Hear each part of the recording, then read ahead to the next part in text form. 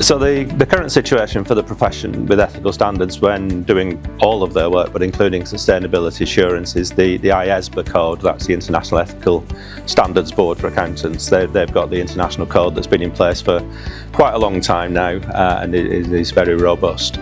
The direction of travel for the ethical standards in terms of sustainability is that IESBA issued recently a consultation draft on international ethical standards for sustainability assurance that would apply to, in theory, to professional accountants and also sustainability providers who are not professional accountants or other assurance providers.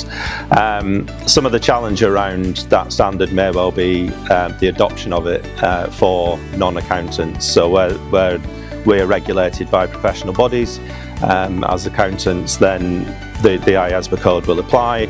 And although there is a code that's being written for non-accountant assurance providers, it's not clear how that will be implemented in different countries and how those non-accountant providers will be regulated.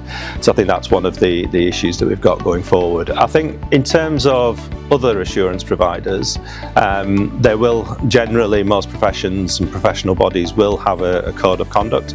I'm a geologist by background. I was trained as a geologist, and the Geological Society of London that I'm a fellow of has a code of conduct, but it's 8 pages long as opposed to the however many 100 pages the IESBA code is now. So I think although there will likely be for most other assurance providers a form of ethical code, it's not going to be in most cases anything like as robust as the IESBA one.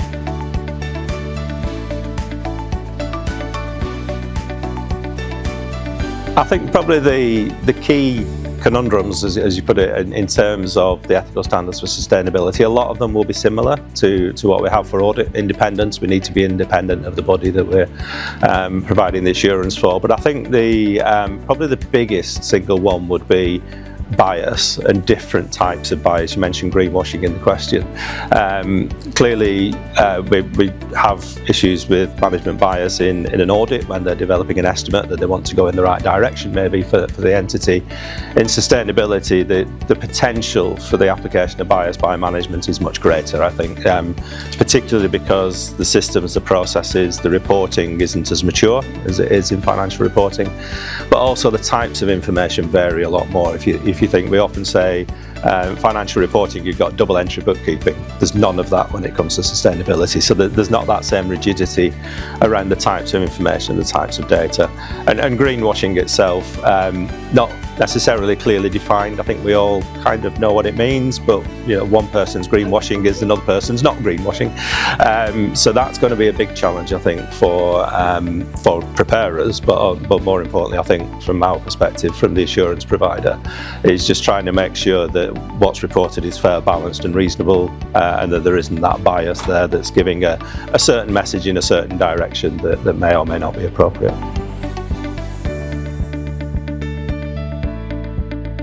I think in terms of preparation, I think partly is acknowledging that we can transfer assurance skills to just about any subject. I think that is a fair point. But I think acknowledging that you need to upskill or get in the resource or partnerships with specialist knowledge.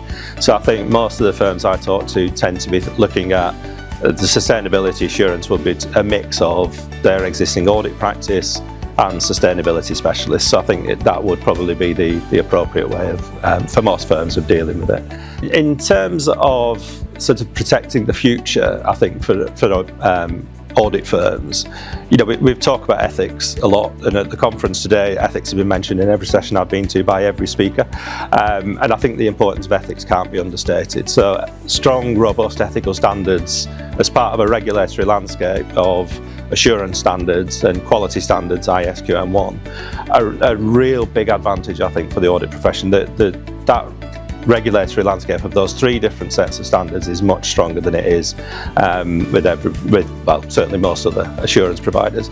And I think the ethics bit keeps getting mentioned. I think the importance of continually behaving ethically and upholding the ethical standards in the public interest is absolutely critical to the profession.